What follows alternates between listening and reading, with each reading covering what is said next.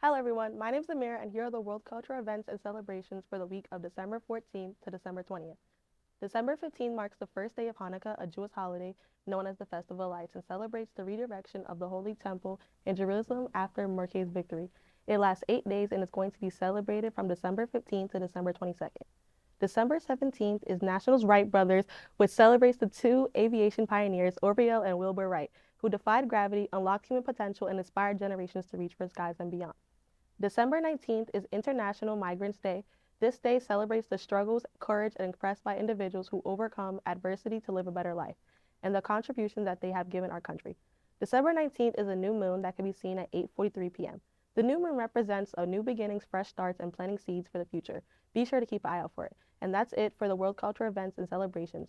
Do not forget to follow us on Instagram and subscribe to our YouTube channel at TheScholarsNYC. I'm Amira, and I'll see you next time.